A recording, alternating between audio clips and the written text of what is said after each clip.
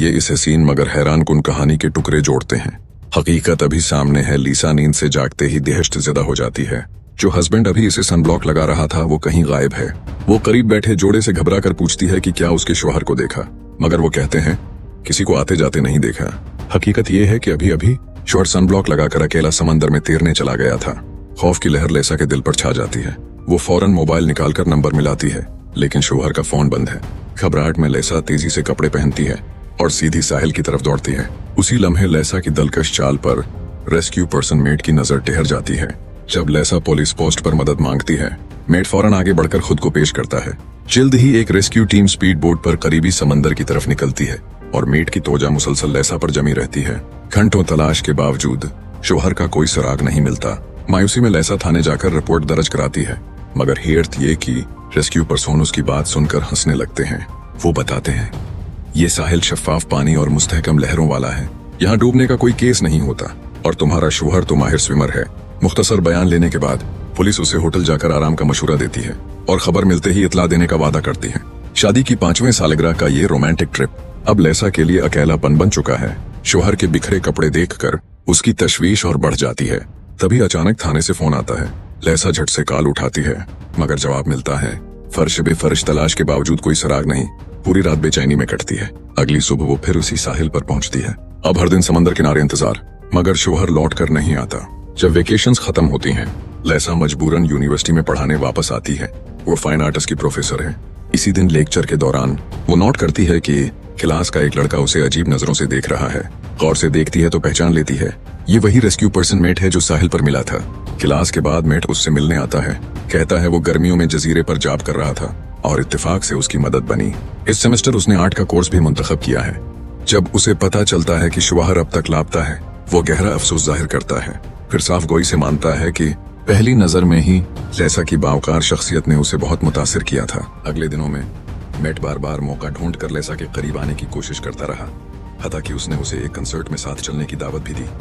लेसा अच्छी तरह जानती थी कि मेट के दिल में क्या है, मगर वो पर यकीन थी कि उसका शौहर मरा नहीं है, इसलिए वो नई मोहब्बत शुरू करने का सोच भी नहीं रही थी। यहाँ तक कि एक रात जब लेसा शौहर का कंप्यूटर देख रही थी तो अचानक उसने एक वीडियो देख ली जो शौहर की कंपनी की सालाना पार्टी का मंजर था। वीडियो में एक लाल कपड़ों में मलबूस औरत नजर आई जो उसके शौहर के साथ हद से ज्यादा करीब दिखाई दे रही थी। दोनों किसी कोने में बैठकर धीमी आवाज में बात कर रहे थे। अगले दिन लेसा ये वीडियो अपनी फ्रेंड को दिखाने गई, क्योंकि वो भी उस पार्टी में शरीक थी। मगर फ्रेंड ने कहा कि उसे इस औरत की ज्यादा याद नहीं, बस इतना याद है कि वही औरत लेसा के शौहर को गाड़ी पर लेकर पार्टी में आई थी। लेकिन उसने दोनों में किसी गैर मामूली नजदीकी को महसूस नहीं किया, इसलिए उसने ये बात लेसा को नहीं बताई। लेकिन लेसा को हैरत उस वक्त हुई जब बैंक अकाउंट के रिकॉर्ड से पता चला कि शौहर ने गुमशदगी से कुछ दिन पहले अपना सारा पैसा निकाल लिया था। यहाँ तक कि दोनों का मुश्तरका सरमाया भी अचानक आने वाली इस माली तब्दीली ने लेसा की जिंदगी को मुश्किलात में डाल दिया। इन्हीं दिनों पुलिस ने उसे फोन किया और बताया कि शौहर की गुमशदगी के इलाके के करीब से एक लाश मिली है और उसे शनाख्त के लिए बुलाया गया। अगली सुबह लेसा पुलिस स्टेशन पहुंची, लेकिन पहली नजर में ही उसने पहचान लिया कि ये लाश उसके शौहर की नहीं है। तभी पुलिस इंस्पेक्टर ने एक नया शक जाहिर किया कि शायद लेसा का शौहर मरा नहीं, बल्कि बाहर किसी औरत के साथ भागने की मंसूबाबंदी कर रहा था। इस बात के कुछ सबूत भी थे, क्योंकि उस हादसे वाली जगह पर शौहर की तमाम चीजें मौजूद थी, मगर सिर्फ मोबाइल गायब था। आखिर कौन समंदर में तैराकी करते वक्त मोबाइल साथ रखता है? लेसा बज़ाहिर यही कहती रही कि शौहर के साथ उसका रिश्ता बहुत मजबूत है और वो कभी धोखा नहीं दे सकता, लेकिन दिल के अंदर शाक के बीज जड़ पकड़ने लगे। रात को घर पहुंचते ही वो अपने आंसू रोक न सकी और ज़ारों की तार रोने लगी। लेकिन यही जज्बाती कैफियत उसके अंदर सच जानने का इज़्म मजीद बढ़ा गई। उसने शौहर के साथियों से उस औरत के बारे में पूछा। तब लेसा को मालूम हुआ कि शौहर की गुमशदगी के बाद वो औरत नौकरी छोड़कर दूसरी कंपनी में चली गई है, और ऊपर से ये भी कि इस वक्त कंपनी में माली धोखे की तहकीकात चल रही हैं। ये भी कहा गया कि लेसा का शौहर इस धोखे में शामिल था। उसी रात लेसा ने उस औरत की नई नौकरी के बारे में ऑनलाइन मालूमात निकाल ली, मगर तभी अचानक दरवाजे की घंटी बजी। ये कोरियर वाला था जिसने एक पैकेट दिया और कहा कि ये मेट ने भेजा है। भिजवाया गया गिफ्ट। लेसा ने पैकिंग खोलने की बजाय अगले दिन सीधा मेट को वापस दे दिया। तब लेसा को पता चला कि मेट एक अमीर घराने का बेटा है और उसने अपनी मेहनत से एक जाती पेंटिंग म्यूजियम भी बना रखा है। वहाँ रखी गई नायाब आर्ट की चीजें सब मेट ने अपनी काबिलियत से हासिल की थी, न कि पेरेंट्स की दौलत पर इन्हिसार करके। कम एज में ऐसी कामयाबी और उसका मुनफरिद आर्ट का ज़ौक देख कर लोग हैरान रह जाते थे। जब लेसा को पता चला कि मीट के पेरेंट्स अलीदा हो चुके हैं और वो तन्हा रहता है, तो उसने मोहब्बत से उसे अपने घर इनवाइट किया और खास डिश बनाकर खिलाई। रुखसत होते वक्त मेट ने हिम्मत करके लिसा से अपने दिल का हाल बयान कर दिया। मैं बयान नहीं कर सकता, लेकिन मुझे लगता है कि हमारे बीच कोई ताल्लुक है। मैं दिल से तुम्हें जवाब दे रहा हूँ। लिसा ने वाज़ेह जवाब न दिया, मगर उसकी आंखों में नजर आ रहा था कि वो मेट की सच्चाई से मुतासिर हो चुकी है। उस रात लिसा देर तक जागती रही। आज जो कुछ सुना और देखा वो सब जेहन से न निकल रहा था। अचानक उसने शौहर के पुराने एल्बम्स देखने शुरू कर दिए, जहां एक औरत की नजर हर बार उसके शौहर पर ऐसे पड़ती थी जैसे अंदर ही अंदर शदीद नफरत छुपी हो। लगता था जैसे उस औरत और शौहर के दरमियान पुरानी दुश्मनी है। सच जानने के लिए लिसा ने शौहर के कपड़ों की तलाशी ली। एक जैकेट की जेब से जेवर खरीदने की रसीद मिली, लेकिन लिसा को याद था कि शौहर ने कभी उसके लिए कीमती जेवरात नहीं खरीदे। ये देखकर शक और गहरा हो गया। फिर उसने स्टोर रूम में एक डब्बा पाया। अंदर एक अनजान फोटो एल्बम रखा था, जिसमें एक पुरानी अखबारी का पेज भी छपी थी। खबर में एक खौफनाक हादसे का जिक्र था। एक खिलाड़ी सरगई अपनी फैमिली के साथ सफर पर गया, जहां उनकी कार को ट्रक ने टक्कर मार दी। हादसे में शौहर और बीवी वहीं मर गए, सिर्फ 2 जुड़ों बेटियां बच्ची। लेकिन लिसा हैरान रह गई जब उस अखबार के साथ शौहर के बचपन की तस्वीरें भी चिपकी हुई मिली और पता चला कि वो उस वक्त हादसे की जगह पर मौजूद था। लिसा अभी इन राजों में उलझी हुई थी कि अचानक दरवाजे की घंटी बजी। सामने एक मजबूत जिस्म वाला फेडरल एजेंट खड़ा था। संजीदा चेहरे के साथ उसने चौंका देने वाला इंकिशाफ किया। वो लोग एक बड़े मालियाती फ्रॉड की तहकीकात कर रहे हैं और लिसा का शौहर इस केस का सबसे बड़ा मुल्जम है। शक ये जाहिर किया जा रहा था कि लिसा का शौहर वाकई समंदर में हादसे का शिकार नहीं हुआ, बल्कि बहुत मुमकिन है कि वो भारी रकम लेकर बैरून मुल्क फरार हो गया हो। इसीलिए तहकीकाती इदारा चाहता था कि लिसा उनकी मदद करे ताकि उसके शौहर को कानून के कटहरे में लाया जा सके। ये चौंका देने वाली बातें बताकर तफ्तीशकार रुखसत हो गया। लिसा अकेली कमरे में टूट कर रह गई। शौहर की प्रासरार गुमशुदगी और ये इंकिशाफात उसके दिल पर पहाड़ बनकर गिरे। वो खुद को तूफान में डोलती कश्ती की तरह बेसहारा महसूस करने लगी। ऐसे नाजुक वक्त में उसने मेट को अपने घर बुलाया, क्योंकि मेट ही वो शख्स था जो उसकी बात सुनने के लिए तैयार था। लिसा ने अपने तमाम खदशात और शुबहात उसके सामने रख दिए। मेट हैरान था। जब बीवी को यकीन है कि शौहर बेवफा है, तो फिर सच्चाई जानने पर इतना जोर क्यों? फिर भी उसने लिसा के साथ तहकीक में साथ देने का वादा किया। वो दोनों फौरन गाड़ी लेकर उस औरत की कंपनी के बाहर पहुंचे। चंद घंटों की मेहतात निगरानी के बाद उन्होंने देखा कि वो औरत एक मेडिकल स्टोर में दाखिल हुई, जहां से उसने कुछ दवाइयां और इंजेक्शन खरीदे। उसके बाद वो सीधी एक मर्दाना कपड़ों की दुकान गई और एक स्वेटर खरीदा। क्या ये स्वेटर लिसा के शौहर के लिए था? लेकिन लिसा ने फौरन कहा उसका शौहर कभी स्वेटर नहीं पहनता था, क्योंकि उसे घर में कॉटन बिल्कुल पसंद नहीं थे। वो दोनों पीछा करते करते एक मजाफाती बंगले तक जा पहुंचे। मेट ने तजवीज दी कि अब ज्यादा जल्दबाजी मुनासिब नहीं, बेहतर है एक मंसूबा बनाकर कल दोबारा आए। अगली सुबह मेट अकेला वहां गया। उसने एक लोहे की तार से औरत की गाड़ी का टायर पंक्चर कर दिया, फिर फौरन बेल बजाई। कुछ देर बाद वो औरत दरवाजे पर आई। मेट ने बड़े अदब से कहा कि गाड़ी का टायर पंक्चर है, क्या वो जैक दे सकती है? औरत के चेहरे पर शुबा तो था, मगर उसने जैक लाकर दे दिया। मेट की नजर उसके जूतों पर पड़ी, जिन पर ताजा कीचड़ लगी हुई थी। टायर बदलते हुए मेट ने विंडो के शीशे से अंदर झांकने की कोशिश की। चंद मिनट में उसने टायर बदल दिया। औरत ने हैरतअंगेज तौर पर उसे घर के अंदर आने की दावत दी ताकि वो हाथ धो सके। मेट ने यह मौका जाया न किया, लेकिन अंदर जाकर देखा वहां सिर्फ औरत का सामान था। किसी मर्द के रहने की कोई अलामत नहीं थी। मेट वापस जाने ही वाला था कि औरत ने चाय पीने की पेशकश कर दी। वो दोनों बैठ गए और खुशगवार बातचीत शुरू हो गई। जल्द ही औरत मेट की शख्सियत से मुतासिर हो गई और उसे अक्सर आने की दावत दे डाली। मेट ने वापसी पर जो कुछ देखा और सुना सब कुछ लिसा को बता दिया। लिसा को लगता है कि वो औरत कोई बुरी इंसान नहीं। कल रात खरीदा हुआ मर्दाना स्वेटर भी वो खुद पहन रही थी और उसके घर में किसी मर्द के रहने का कोई निशान नहीं था। मगर लिसा अब भी यकीन रखती थी कि उसका शौहर जरूर इस औरत से जुड़ा हुआ है।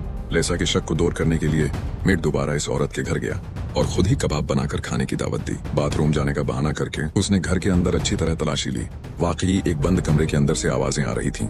जब मैं तुझसे बात करने ही वाला था, औरत अचानक सामने आ गई। खाने के बाद गिपशप के दौरान मेट ने मेज पर रखा हुआ एक ट्रॉफी उठाया, मगर औरत ने सख्ती से मना कर दिया। माहौल खराब ना हो, इसलिए औरत ने जल्दी से वजाहत दी कि ये ट्रॉफी उसके लिए बहुत कीमती है और माहौल बदलने के लिए उसने तजवीज दी कि चलकर शूटिंग गेम खेलते हैं। वो दोनों खेल में मसरूफ थे कि उसी दौरान एक व्हील चेयर पर बैठी हुई औरत खामोशी से गोदाम में दाखिल हो गई। रात ढलने पर मेट वहाँ से रुखसत हो गया। मेट के जाने के बाद औरत को पता चला कि उसका सीक्रेट कमरा किसी ने खोल दिया है। वो फौरन भाग कर गोदाम पहुंची और गुस्से में चीख कर अपनी बहन से पूछा कि तुम करना क्या चाहती हो। असल में व्हील चेयर पर बैठी औरत उसकी ट्विन बहन थी। अपनी सारी मंसूबाबंदी को बचाने के लिए उसने दरवाजे को जोतों की अलमारी से मजबूती से बंद कर दिया। इसी वक्त मीट लेसा के पास वापस गया और सब कुछ वैसा ही बता दिया जैसा उसने देखा। उसने कहा कि शायद लेसा का शोहर इसी सीक्रेट कमरे में छिपा हो, मगर यकीन से कुछ नहीं कहा जा सकता। फिर उसने बताया कि ट्रॉफी पर शीरगे का नाम लिखा था। ये सुनते ही लेसा का चेहरा बदल गया।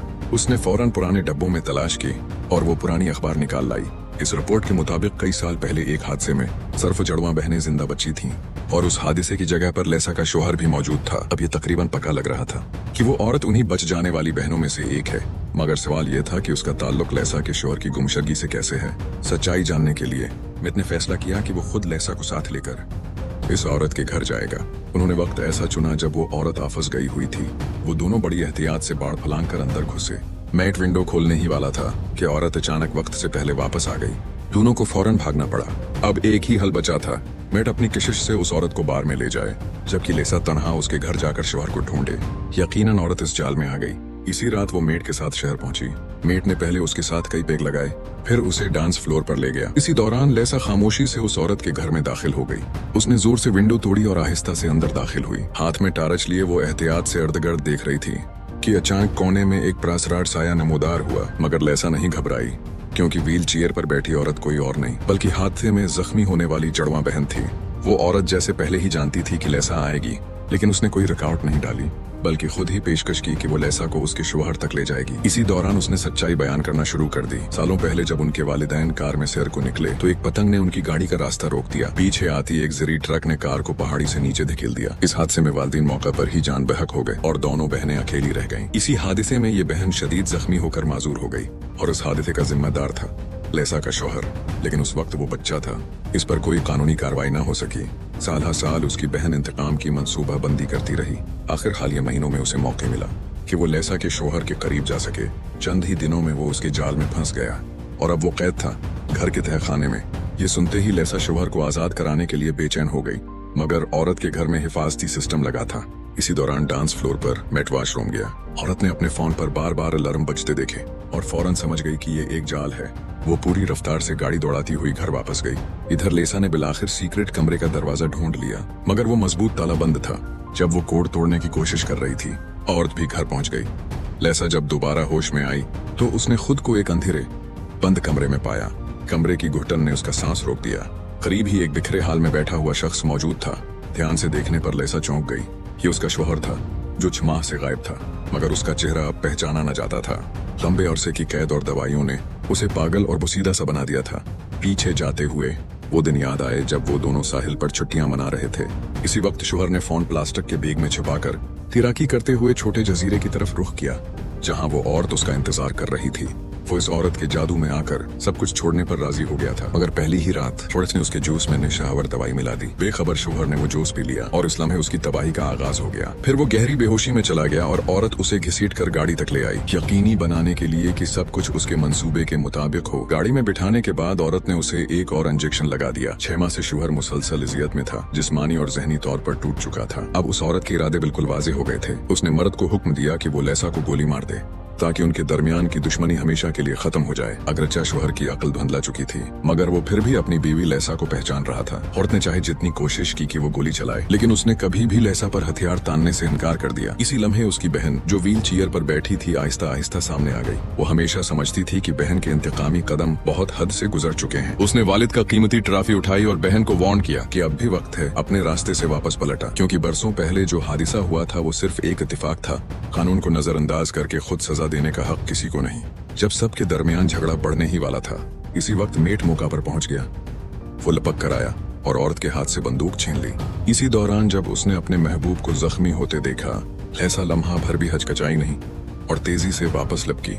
अचानक वो शौहर, जो अब तक बेजान सा बैठा था, अचानक होश में आया और पूरी ताकत से औरत को धक्का देकर पीछे गिरा दिया। वो सीधी पिछले तहखाने में जा गिरी। यूं ये अजीब और गरीब खेल बलाखिर खत्म हुआ।